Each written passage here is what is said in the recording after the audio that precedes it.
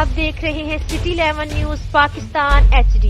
खबर शामिल करते हैं सत्याना बंगला से। हमारे नुमाइंदा नादिर खान की रिपोर्ट के मुताबिक लुंडियावाला की हदूद चेक नंबर 652/3 गाहबे में मोहम्मद अरशद और उसकी बीवी जानवरों के लिए चारा काट रहे थे।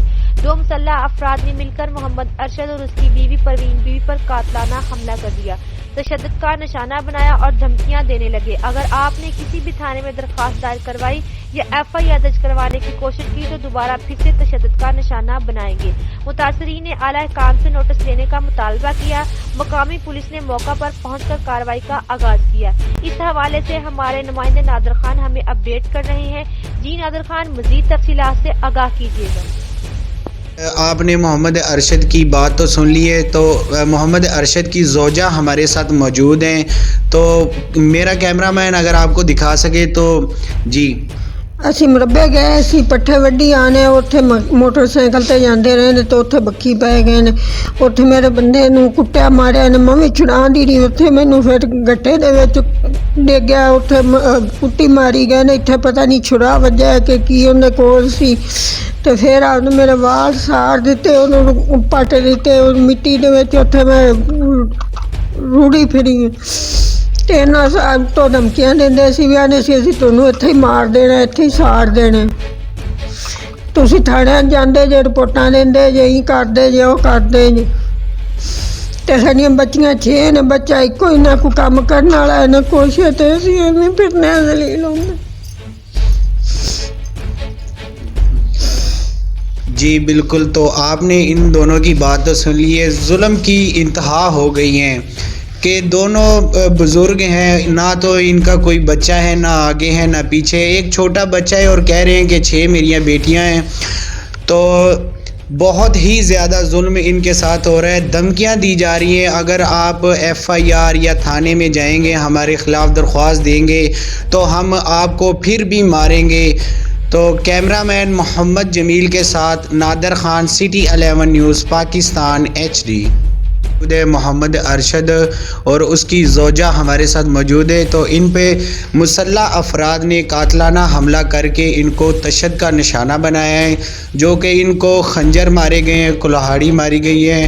और मोहम्मद अरशद की ज़ौजा जो है, इनके बालों को आग लगा के बाल भी काटे हैं और बालों को आग भी लगाया, और इनको मुसलसल धमकियां दे रही हैं कि अगर आप थाने में जाएंगे, FIR या दरख्वास्त करवाएंगे तो हम आपको इससे भी ज़्यादा आप पे तशद्दुद करेंगे, आपको मार देंगे।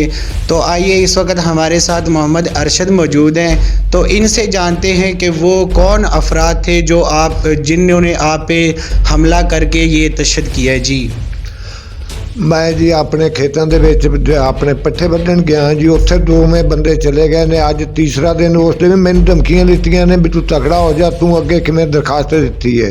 ਉਸ ਤੋਂ ਪਹਿਲੇ ਅੱਜ ਮਹੀਨਾ ਹੋ ਗਿਆ ਜੀ, ਉਦੋਂ ਵੀ ਮੇਰੇ ਘਰ ਆਣ ਕੇ ਕੁੱਟਿਆ। 6 ਬੱਚੀਆਂ ਨੇ, ਇੱਕ ਬੱਚਾ, ਕੋਈ ਸ਼ੈ ਨਹੀਂ ਉਹਨਾਂ ਨੂੰ ਦਿਸਦੀ ਹੈਗੀ ਜੀ। ਮੁਹੰਮਦ ਵਸੀਮ ਵਾਲਦ ਅਕਰਮ ਸੁਖੇਰਾ, ਮੁਸਤਫਾ ਵਾਲਦ ਅਜ਼ੀਮ ਸੁਖੇਰਾ। ਅੱਜ ਜੀ ਅਸੀਂ ਦੋਨੋਂ ਜੀ ਮੁਰਬੇ ਆਪਣੇ ਪੱਠੇ ਵੱਢਣ ਗਏ ਹੋਏ ਹਾਂ ਜੀ। ਉਸ ਤੋਂ ਬਾਅਦ ਉਹ ਆ ਗਏ ਨੇ ਉੱਥੇ, ਉਹਨਾਂ ਨੇ ਆਣ ਕੇ ਮੇਰੀਆਂ ਬੱਚੀਆਂ ਦੀਆਂ ਮੈਨੂੰ ਗਾਲਾਂ ਕੱਢੀਆਂ ਨੇ। ਉਸ ਤੋਂ ਬਾਅਦ ਢਾਹ ਲਿਆ ਮੈਨੂੰ, ਮੇਰੇ ਆ ਖੰਜਰ ਮਾਰਿਆ ਜੀ। ਉਸ ਤੋਂ ਬਾਅਦ ਗੁਹਾਰੀ ਮਾਰੀ। ਮੇਰੀ ਬੀਵੀ ਮੈਨੂੰ ਛਡਾਣ ਆਈ ਏ। ਉਸ ਤੋਂ ਬਾਅਦ ਜੀ ਉਹਨੇ ਬੀਵੀ ਨੂੰ ਹੀ ਪਕੜ ਲਿਆ, ਉਹਦੇ ਆ ਕੁਹਾੜੀ ਮਾਰੀ ਮੋਢੇ ਉੱਤੇ, ਜਾਂ ਖੰਜਰ ਲੱਗਾ ਜਾਂ ਕੁਹਾੜੀ ਲੱਗੀ ਏ। ਮੈਨੂੰ ਤਾਂ ਉਹਨਾਂ ਦੋਵਾਂ ਜਣਿਆਂ ਨੇ ਥੱਲੇ ਸੁੱਟਿਆ ਹੋਇਆ ਸੀ। ਉਸ ਤੋਂ ਬਾਅਦ ਖੰਜਰ ਨਾਲ ਉਹਦੇ ਵਾਲ ਕੱਟੇ ਨੇ। ਵਾਲ ਕੱਟ ਕੇ ਉਸ ਤੋਂ ਬਾਅਦ ਡੱਬੀ ਬਾਲੀ ਏ ਇੱਕ, ਤੇ ਉਹਦੇ ਵੱਲ ਤੇ ਤੀਲੀ ਬਾਲੀ। ਫਿਰ ਮੇਰੇ ਵਾਲ ਸਾੜੇ ਨੇ। ਤੁਹਾਨੂੰ ਅੱਗ ਲਾ ਕੇ ਸਾੜਨਾ। ਤੁਸੀਂ ਥਾਣੇ ਜਾ ਕੇ ਵੇਖਿਆ ਸੀ, ਅੱਗੇ ਤੂੰ ਗਿਆ ਤੇ ਤੈਨੂੰ ਹੁਣ ਅਸੀਂ ਡੱਕਾ ਪਾਵਾਂਗੇ।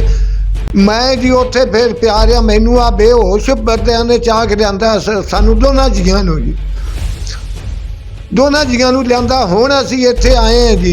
ਇਹਨਾਂ ਅੱਗੇ ਆਣ ਕੇ ਰੋਏ ਪਿੱਟੇ ਵੀ ਸਾਡੀ ਅੱਗੇ ਕਿਸੇ ਨੇ ਸੁਣੀ। ਅੱਗੇ ਵੀ ਅਸੀਂ ਗਏ ਹਾਂ ਤੇ ਹੁਣ ਵੀ ਸਾਡੀ ਕੋਈ ਸੁਣੀ ਜਾਵੇ, ਸਾਡੀ ਆਰਜ਼ੂ ਕੋਈ ਸੁਣ ਲੈਣ, ਸਾਡਾ ਕੋਈ ਇਨਸਾਫ ਹੋ ਜਾਵੇ। ਦੋਵੇਂ ਮਾਰਨ ਦੀਆਂ ਧਮਕੀਆਂ ਦੇ ਕੇ ਗਏ ਨੇ, ਮੁਹੰਮਦ ਵਸੀਮ ਵਾਲਦ ਅਕਰਮ ਤੇ ਮੁਸਤਫਾ ਵਾਲਦ ਅਜ਼ੀਮ ਸੁਖੇਰਾ ਜੀ। ਦੋਨੋਂ ਉਹਨਾਂ ਕੋਲੇ ਖੰਜਰ ਹੈ, ਗੁਹਾੜੀ। ਉਸ ਤੋਂ ਬਾਅਦ ਵਸੀਮ ਕੋਲੇ ਆਪਣਾ ਕਾਰਬੀਨ ਵੀ ਹੈ। ਉਹਨੇ ਆਖਿਆ ਹੁਣ ਤੂੰ ਇੱਧਰ ਸੜਕ ਤੇ ਲੱਗ ਤੇ ਤੇਰੇ ਨਾਲ ਅਸੀਂ ਫਿਰ ਮੁੱਕਨੇ, ਹੁਣ ਤੂੰ ਥਾਣੇ ਜਾਈਂ ਸੇ।